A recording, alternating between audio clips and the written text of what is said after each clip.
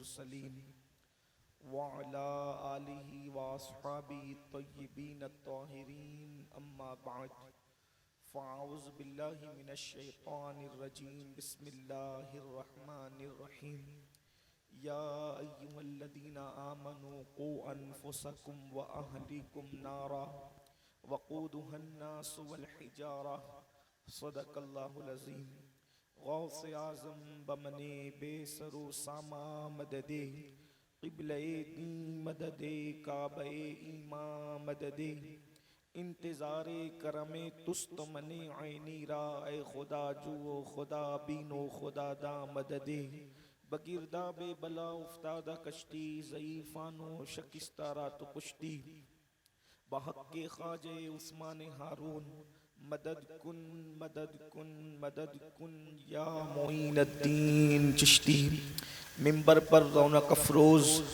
ذوی الاحترام ذوی الاحتشام باصفا علماء کرام شورائے اسلام نقیب محفل حاضرین محفل السلام علیکم ورحمۃ اللہ وبرکاتہ۔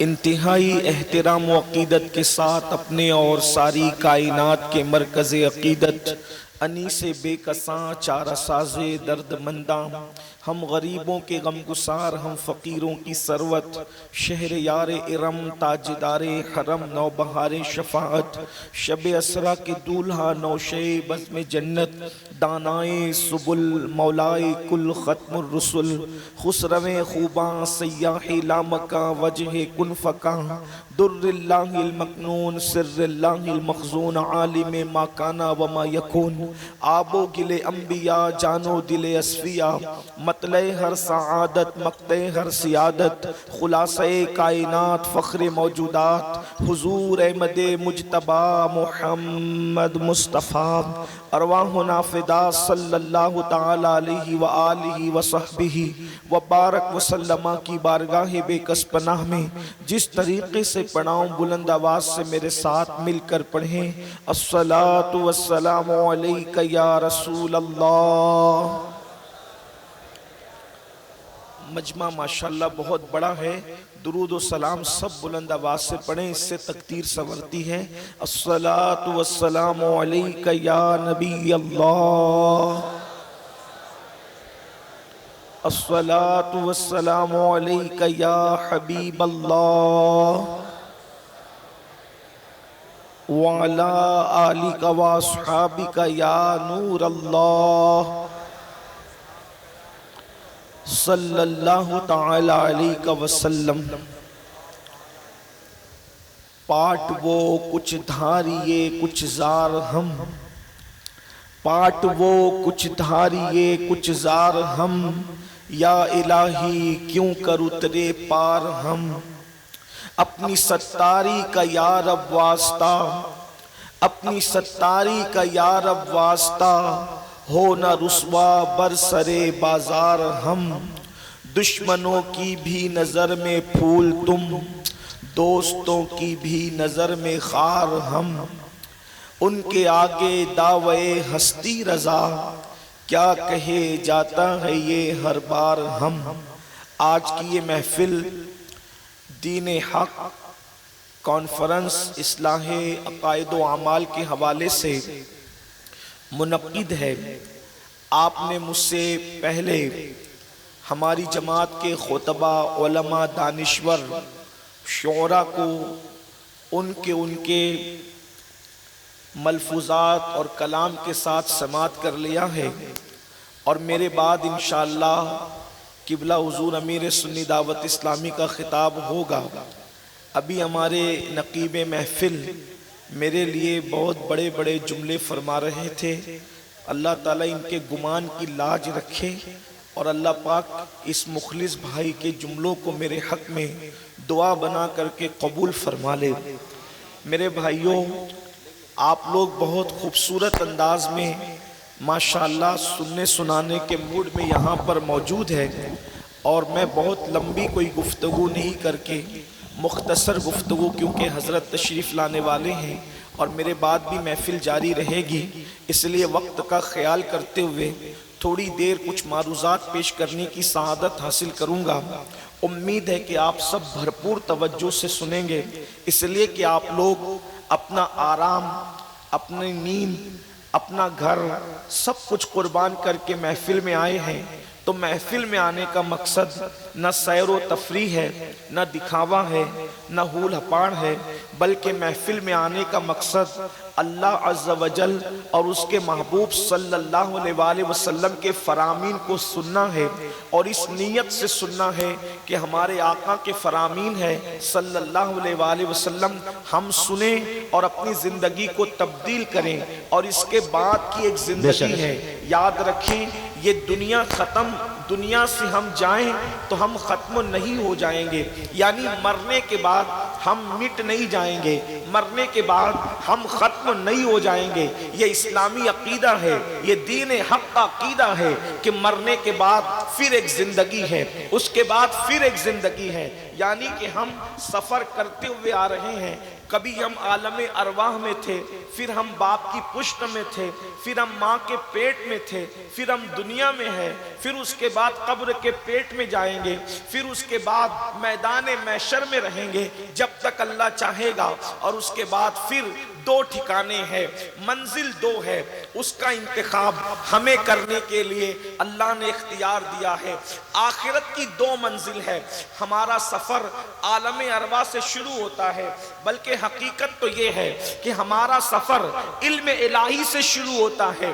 اللہ اکبر۔ اور دو منزلیں ہیں، اور چننا ہمیں ہے، اس لیے کہ انسان کو اللہ نے نہ جمادات یعنی پتھر اور کنکروں کی طرح اللہ نے بالکل مجبور نہیں بنایا، اور اللہ نے نہ بالکل انسان کو مختار کل بنایا، بلکہ اللہ رب العزت نے جو ہے وہ انسان کو اختیار دیا، عقل دی، سوجھ بوجھ دی، اور دو منزلیں اس کے سامنے رکھ دی۔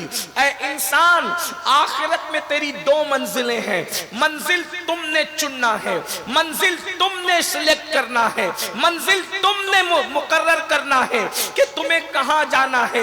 اب آئیے ان دونوں منزلوں کو کیا کہتے ہیں؟ ایک کو جنت کہتے ہیں جہاں آرام ہی آرام ہے، ایک کو جنت کہتے ہیں جہاں جو مانگو گے بلکہ مانگنے کی نوبت نہیں آئے گی، صرف سوچ لو گے تو وہ چیز حاضر کر دی جائے گی۔ اور ایک بات آپ کو بتاؤں، حوروں کی بات اپنی جگہ، غلما کی بات اپنی جگہ، شیر و شربت کی بات اپنی جگہ، نہروں کی بات اپنی جگہ، درختوں کی بات اپنی جگہ، طوبا کی بات اپنی جگہ، چرند پرند کی بات اپنی جگہ، جنت کے محلوں کی بات اپنی جگہ۔ ہم عشق کے بندے ہیں، ہمارے لیے تو یہ ہے کہ جنت اس مقام کو کہتے ہیں جہاں مصطفیٰ جان رحمت کا دیدار نصیب ہونے والا ہے۔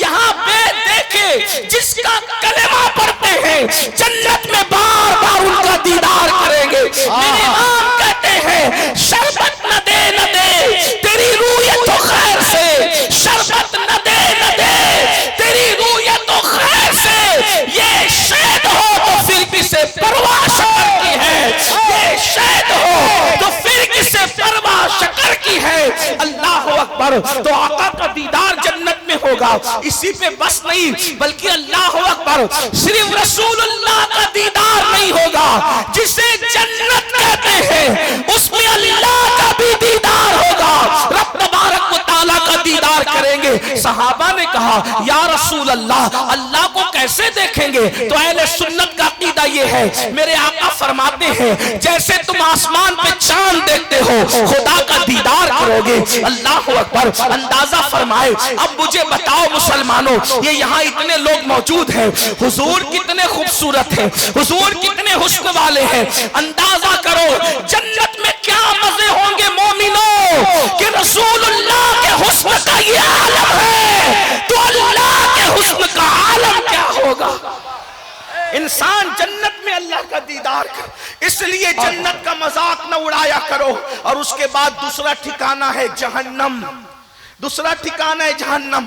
अब ये जन्नत और जहन्नम, मैंने जन्नत की एक हल्की सी आपके सामने उसकी तस्वीर पेश कर दी, इशारा पेश कर दिया। इस मोमिन के लिए तो इससे बड़ी कोई बात नहीं कि रसूलुल्लाह का दीदार होगा, हुजूर का। और एक बात सिर्फ रसूलुल्लाह का नहीं बल्कि गौसे आजम, गरीब नवाज, अल्लाह वालों का, वलियों का, सहाबा का दीदार होगा। अगर आपके माँ बाप भी जन्नती है, आपकी औलाद भी जन्नती है, तो अल्लाह पाक सारे कुंबे को मिला देगा। बल्कि एक बात ये भी बताऊं, यहाँ रसूलुल्लाह की महफिल सजाते हो, अल्लाह अकबर, बड़ी खूबसूरत बात याद आ गई। उन्वान की तरफ जाने से पहले हुजूर की नाते पढ़ते हो, आका पे सलाम पढ़ते हो, मिलाद की महफिलें करते हो, सरकार के नाम पे मर मिटने की बातें करते हो, आका के नाम पर अल्लाह अकबर सब कुछ तक देने की बात करते हो। जन्नत में कौन किसके साथ रहेगा? एक मर्तबा एक सहाबी हजरत सैयदना सोबान रदी अल्लाह ताला अन्हु बारगाहे रिसालत में आए, बड़े मुतफक्किर थे। आका ने पूछा, सोबान आखिर तुझे फिक्र किस बात की है? अर्ज किया, या रसूल अल्लाह सल्लल्लाहु अलैहि वसल्लम, मैं आपके बगैर रह नहीं पाता, आपके बगैर घर जाता हूँ तो बेचैन होता हूँ, घर की चार दीवारी में दिल नहीं लगता, बेकरार हो जाता हूँ, तड़प जाता हूँ। या रसूल अल्लाह, जब यहाँ आपके बगैर नहीं रह पाता तो जन्नत में आप कहाँ होंगे, हम कहाँ होंगे? तो मेरे आका, हम आपके बगैर कैसे रह सकते हैं? तो मेरे करीम आका ने फरमाया, क्या तू मुझसे मोहब्बत करता है? या रसूल अल्लाह, मोहब्बत ही की वजह से तो आपके बगैर नहीं रह सकता। तो आका फरमाते हैं, ऐ सोबान, अगर तू मुझसे मोहब्बत करता है, अलमरअ मा मन हब्बा, जो दुनिया में जिससे मोहब्बत करेगा जन्नत में उसी के साथ रहेगा। अरे जिंदाबाद, नारे तकबीर, नारे रिसालत।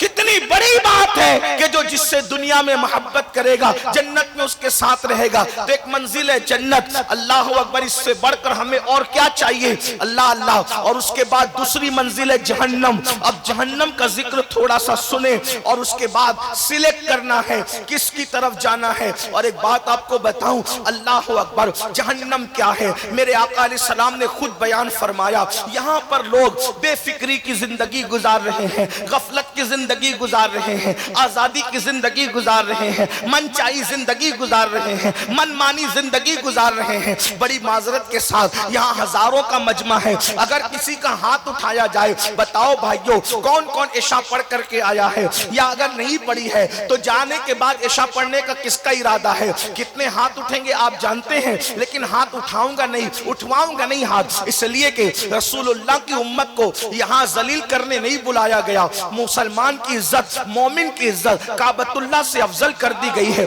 मुसलमान की हुर्मत